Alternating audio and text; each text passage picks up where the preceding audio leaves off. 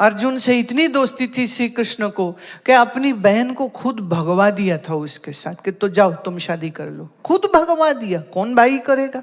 सोचिए अर्जुन से, अपने इस यार से उनको कितना प्यार था कि अपनी बहन को, क्योंकि सुभद्रा ने कहा मुझे तो यही पसंद, मैं तो इससे शादी करूंगी। अब कोई बोले मानेगा नहीं तो बोले चल तू लेके निकल जा, कोई बात नहीं।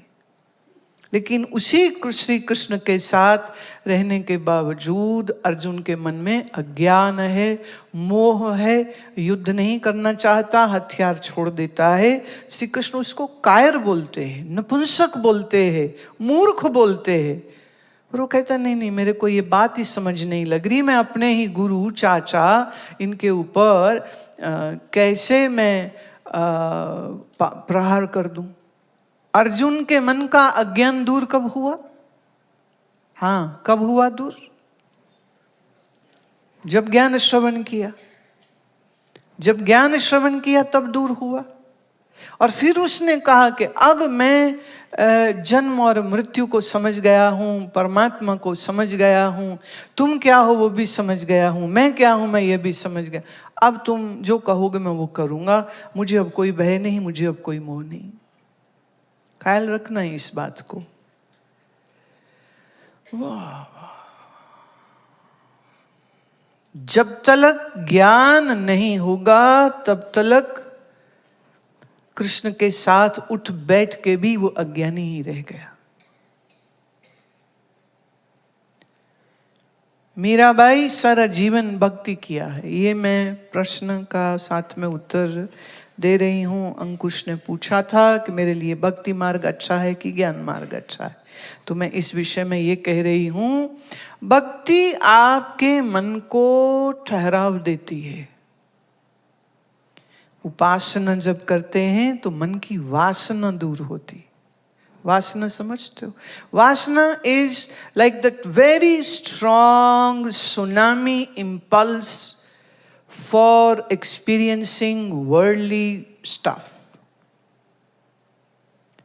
Vasana means this strong element of greed, anger, ego, jealousy, etc., etc. It is not that you think you want to be greedy, the greed takes over. That is called because of vasana. विचार नहीं कि तुमने विचार किया, काम भोग का विचार किया, नहीं। वासना मतलब जो तुम्हारे मन को धकेल देगी और तुम्हारे मन में एक जबरदस्त भूख पैदा कर देगी काम सुख भोगने की, या जीव के द्वारा कुछ अच्छा पदार्थ खाने की, या पैसे की, या अभिमान की, या गर्व की। वासना इतना डीप रूटेड जो अंदर वासना का कचरा भरा हुआ है, वो बिना उपासना के नहीं जा सकता।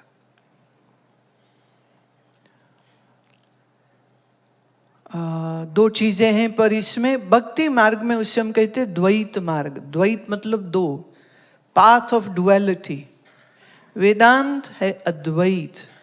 अद्वैत मतलब no duality or beyond duality. So Bhakti Marg comes into duality and Vedanta comes into Advaita. भक्ति मार्ग क्या है कि आप जिस इष्ट की उपासना कर रहे हैं, कृष्ण है या राम है या शिव है, आप अपने मन में उनको याद करते, उनका ध्यान करते, उनका नाम जप करते, उन्हीं का ख्याल करते, सोते जागते उठते बैठते वही चलता रहता है। और फिर किसी दिन किसी समय बंद आंख में या खुली आंख में आप अपने इष्ट का दर्शन करते हैं। और एक भक्त का मोक्ष क्या है कि वो अपने भगवान के लोक में पहुंच जाए। लोक मतलब किसको कहते? जहां जो रहे उसको लोक कहते। तो पुराण के अनुसार चलें तो कृष्ण का एक लोक है, राम का एक लोक है, तो वो गोलोक है, वो कहे साकेत लोक है। बोले वैकुंठ में विष्णु रहते, सबके अपने अपने लोक हैं। तो विष्णु का भक्त चाहता है मैं विष्णु के लोक जाऊं, शिव के नहीं। शिव भक्त चाहता मैं शिव के लोक जाऊं। तो एक तो ये बात समझना, ये फिजिकल कोई प्लैनेट्स नहीं है कि जैसे हम आज इतने जबरदस्त हबल टेलीस्कोप्स है, and they are so powerful telescope. जो साउथ ईस्ट एशिया में सबसे बड़ा जो टेलीस्कोप है फॉर एस्ट्रोनॉमिकल स्टडीज, वो उत्तराखंड में है, पहाड़ की चोटी पर है। वहाँ से वो बहुत कुछ पढ़ाई करते हैं, समझते हैं, मूवमेंट्स को जानते हैं, एस्ट्रोनॉमिकल स्टडी। तो ऐसा कोई टेलीस्कोप नहीं कभी कोई इंसान बना पाएगा जिससे वो कहे ये रहा विष्णु लोक, और ये रहा शिव जी का लोक, और ये रहा राम जी का लोक। No, they are not physical planes. वो क्या है, उनको हम कहते हैं मेंटल प्लेन्स।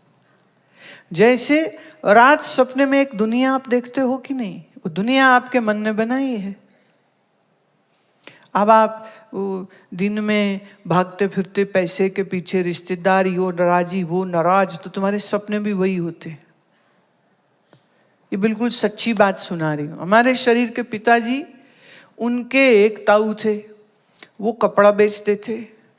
तो बड़े अच्छे लोग, बड़े अच्छे मतलब सीधे साधे लोग, भजन पाठ किया और अच्छी कमाई करी। और वो कुछ दिन ऐसा होने लगा कि वो रात सोने से पहले अपनी पगड़ी अपने सिराने के पास रखते थे, और सुबह देखे तो पगड़ी जो है वो दो हिस्से में। वो कौन फाड़ रहा है पगड़ी को, बोले ध्यान देने। हुआ ये कि कई दिन तक ऐसा ही होता रहा। तो जो ताई थी उसको लगा कि अब तो ना मैं ही पहरेदारी करती हूँ, कौन है जो श्राद्ध करता है। वो सोई नहीं, जगती रही जगती रही जगती रही। इतने में क्या देखते हैं, नींद में ताया बोल रहा है, 8 8 8 गज 8 गज 8 गज 8 गज। एक हाथ मारा, कब अपनी पगड़ी पकड़ ली उन्हें, 1 2 3 4 फाड़ दी। अब वो सपने में अपनी पगड़ी रोज खुद फाड़ रहे थे, लेकिन उनको क्या लग रहा था कि पता नहीं कौन कर जाता है। अब दिन भर कपड़ा नाप नाप के बेचा है। आपने अगर वो जो बजाज बोलते हैं, जैसे कपड़ा बेचते हैं ना, बजाजी बोलते हैं उसको गांव की भाषा में। तो वो जरा सा कैंची से टक लगाते हैं, ऐसे कट लगाते हैं, और फिर ये दोनों हाथों से फाड़ देते। तो वो रोज अपनी ही पगड़ी फाड़ दी है। जब उन्हें फाड़ी ना, तो ताई तो उसको सोते को पीटने लग गई, मैं मर गया, अपनी पग आप ही फाड़ लेंदा है, सवेरे के न कौन फाड़ गया मेरी पग, और मैं डंडा लेके बैठी हूँ, जो आया उसको पीटूंगी। तो खुद ही तू फाड़ रहा है अपनी पगड़ी। पर नींद में देखो, सपना और शरीर का जो लिंक है वो कैसे बनता है कि सपने में दुकान में ग्राहक को दे रहे हैं और फाड़ असल पगड़ी को रहे, राइट। ऐसे ही अगर मन में कृष्ण का, राम का, शिव का ध्यान, उनके गण ये है, उनके प्रेत ये है, उनके पुत्र ये है, उनकी पत्नी ये है, वो ऐसे समाधि लगाते हैं, वो ऐसे जटा जूट है, उनके शरीर पे नाग है, उनके शरीर पे भस्म है, उनके माथे पे त्रिपुंड है, ये सब उस भक्त के मन में गया ना, तो जहाँ उसका मन पूर्ण एकाग्र हुआ, और तो वो किसको देखेगा, वो यही देखेगा। तो उसके मन में ही शिवलोक, गोलोक, ब्रह्मलोक बन जाएगा। अब दूसरा लेती हूं मैं, जिसमें साकार इन्वॉल्व नहीं है। जैसे संत चरणदास महाराज की शिष्या सहजोबाई, सहजोबाई जी जो है वो कहती हैं कि मैं राम को तज दूं मतलब छोड़ दूं, मैं राम को छोड़ दूं पर गुरु को कभी नहीं छोड़ूं, और गुरु के बराबर में तो हरि को देखूं भी नहीं, गुरु के सम हरि को न निहारूं। क्यों? तर्क दिए उन्होंने। सहजोबाई एक बड़ी विलक्षण ज्ञान, प्रज्ञा और बुद्धि की स्वामिनी थी।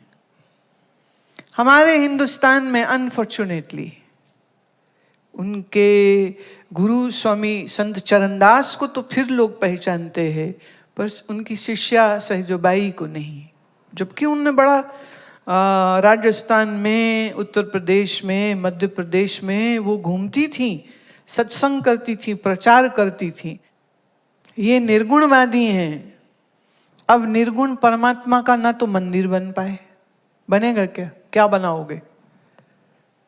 हाँ, रूप रंग जिसका कोई नहीं, उसकी क्या मूर्ति बन पाएगी? उसकी क्या कोई फोटो बना पाएंगे? नहीं। इस आश्रम में शुरू में मेरा ऐसा ही मन था कि हम यहां कोई चित्र, कोई फोटो, कुछ नहीं रखना चाहते। पर जब ये बन रहा था आज से 22 साल पहले, तो जो एडमिनिस्ट्रेशन के ये जेई वगैरह जो होते हैं, तो वो आते थे, कहते ले ये कोई आश्रम बन रहा है, ये तो कोई रिजोर्ट बन रहा है, ये गुरुद्वारा नहीं, यहाँ मंदिर नहीं, यहाँ ये क्या है? तो बड़ी सिरदर्दी हो रही थी। जो हमारे यहाँ काम करते थे लोग, वो कहते थे जी लोगों को समझाना बड़ा मुश्किल है, कुछ तो आपको ना बनाना पड़ेगा, लोगों को समझ नहीं आएगी। उसके बाद ही ये गुरु मंदिर जो है ये बनाने का विचार आया, क्योंकि लोगों को समझ नहीं आ रही थी। वो फिर पैसा खाने के चक्कर में रोज आ जाए, काम रुकवा देंगे, फलां कर देंगे, फलां कर देंगे, नोटिस दे देंगे, क्या है, तो बड़ी समस्या रही। तो फिर जब आया तो मैं चलो मंदिर बना देते हैं, मंदिर बनाया। फिर था कि अब अंदर किसको बैठाएं? तो फिर लगा कि गुरु परंपरा में आदिदेव महादेव से ही सब कुछ ज्ञान की परंपरा शुरू हुई है, तो फिर उन्हीं को ही यहाँ पर बैठाते हैं। और वर्तमान में जो मेरे गुरु हैं, हम उनका चित्र लगाते हैं, और क्या करें? तो इट इज मोर लाइक, तो इसकी भी बड़ी लंबी कहानी मैंने पहले कही है, अभी नहीं दोबारा बोलती हूँ, कि ये जो आप स्वरूप भी देखते हैं अंदर महादेव का, ये एक का कोई 3000 साल पुराना कोई पुरातत्व विभाग को कोई मूर्ति मिली थी। उसकी तस्वीर किसी मैगजीन में थी। वो मैगजीन में जब मैंने देखी तो मुझे लगा नहीं ये सही स्वरूप है, तो मुझे ये वाला चाहिए। तो अपनी चॉइस है, मेरे मन की कल्पना में जो अच्छे लगे मैंने वो ले लिए, तो उनको बैठा दिया। माने थे ही तुम्हारी एक औरत पत्नी हो गई कि जन्म से कोई लिखा हुआ है कि ये फलां की पत्नी है, ये मेरी पत्नी है, तुमने माना है। कोर्ट मैरिज कर लो तो कागज प्रमाण है कि ये पति है, ये पत्नी है, माना है, पत्नी है। ये माँ बाप है तुम्हारे, ये भी तुमने माना है। माँ बोल रही है ये बाप है, वो है या नहीं है ये तो माँ जानती है। या माँ बाप जो पति पत्नी थे उन्होंने बच्चा गोद लिया था, उनका है ही नहीं, राइट? माना ना बाप है, माना माँ है। तो ऐसे ही माना कि ये महादेव हैं, महादेव हैं ये। अब वो ऐसे थे या नहीं थे हमें क्या मालूम, पर हमारी कल्पना में वो फिट बैठ रहे थे, सुंदर लग रहे थे, ध्यान मुद्रा में थे। मैं ये बहुत अच्छा है, सौम्य है, मुस्कान है, ठहराव है, तो इन्हीं को बैठाते हैं। अब निर्गुणवादी किसकी मूर्ति लगावे? किसी की भी नहीं। इसलिए निर्गुणवादियों के कोई मंदिर नहीं होते हैं। और जैसे निर्गुणवादी जितने संत हुए हैं उनको भी कुछ करना पड़ा। कैसे? उनको भी, जैसे गुरु नानक साहब का जब शरीर गया तो उसके बाद श्री गुरु अंगद देव महाराज गद्दी में विराजमान हुए और तीसरे गुरु साहब आए। चौथे गुरु के आते आते ये सारी वाणियों का जो संकलन था वो एक जगह पे इकट्ठा हो रहा था, तब उसको पोथी बुलाते थे। फिर पंचम गुरु ने वो सारा संग्रह बना करके आदर सहित के श्री गुरु नानक देव महाराज की पहले 4 गुरुओं की वाणियां, और उसको उन्होंने आदर सहित जो है श्री हरमंदिर साहब में सुशोभित किया। कहां सिर झुकाएं, कहां से यात्रा शुरू करें, भक्ति कहां से शुरू करें? तो फिर कहा कि भाई गुरु का उपदेश कीमती होता है, शरीर रहे न रहे उपदेश रहेगा, इसलिए उपदेश संभाल लो, ज्ञान संभाल लो। अब ज्ञान की पूजा है पर सामने कुछ तो रखना पड़ेगा कि नहीं?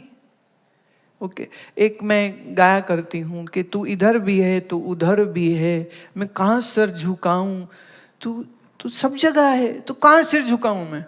फिर कोई एक पॉइंट तो चुनना पड़ेगा ना।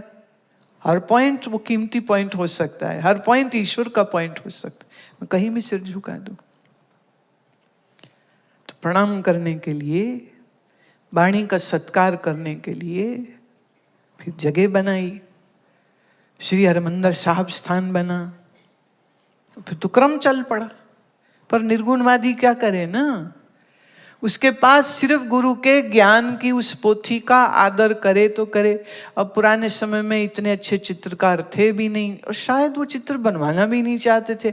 आज का टाइम तो बिल्कुल अलग हो गया, तुम्हारे फोन में ही कैमरा लगा है, तब तो कुछ था नहीं। कौन सी चित्र, जैसे गुरु नानक देव महाराज का असली चित्र कौन सा है, कोई कह सकता है? पीछे काय बोले नहीं, ये ना वहां से आई है, बाहर से तस्वीर आई है, ये असली वाली है। जब देखी तो मैं कब, अब हम लोगों ने क्या बचपन से सरदार शोभा सिंह की बनी तस्वीर देखी, वही लगता गुरु, वो हो ना हो, अब लगते वही, यही वाले, यही लगते। पर ख्याल करना, गुरु नानक ने ईश्वर के नाम का कोई स्थान नहीं बनाया। बनाया क्या? कैसे बनाएंगे? बन ही नहीं सकता है। ए जग हर का रूप है, हर रूप नदरी आया, सारा संसार ही परमेश्वर का स्वरूप है, तो मैं अलग से क्या बनाऊं? तो श्री गुरु नानक देव जी महाराज ने कोई स्थान नहीं बनाया। उनकी याद में बाद में बड़े स्थान बन गए, वो एक अलग बात है, लेकिन उन्होंने एक नहीं बनाया। तो सहजोबाई ने निर्गुण की उपासना करती है, किसका बनाए? उसने भी किसी का नहीं बनाया, शायद इसी वजह से। अब रामकृष्ण की मूर्ति तो दिख जाती, समझ आती है, निर्गुण तो समझ भी नहीं आता जल्दी किए लोगों को, इसलिए और भी कठिन हो गया सहजोबाई को याद रखना। अरे खुद उसका कोई ऑथेंटिक चित्र नहीं है, वो बहुत पुरानी तो नहीं हुई वो। हमने अपने मूर्तिकार के साथ, उड़ीसा के हैं फकीर चंद, मैंने उनको कहा, मैंने कहा मेरा मन है कि सहजोबाई जी की ना एक हम मूर्ति बनाए। तो बोले कैसी बनाए? मैं, आप ना ऐसा सौम्य चेहरा हो, आंख में मस्ती हो, चेहरे पे ठहराव हो, साड़ी पहनी हो, चूंकि वो राजस्थान की थी तो सीधे पल्ले की साड़ी, पूरी एक्सप्लेनेशन डिटेल में दिया। तो उन्होंने मुझे बनाया, बना करके दिया, तो मन खुश हो गया। मैंने कहा नहीं, मतलब मेरे मन में सहजो तो ऐसी ही लग रही। तो उनको, जो हमारा पुराना जो आश्रम का एंट्रेंस था, तो मुख्य द्वार पर सबसे पहले उन्हीं की टिकाई मैं किसी ने नहीं याद रखा, कम से कम हम तो याद करें उनको। तो जब कोई पहले आता था ना अंदर, तो पहले सहजोबाई को देखता था, फिर उसे मंदिर दिखता था, फिर उसे आश्रम का बाकी हिस्सा दिखता था।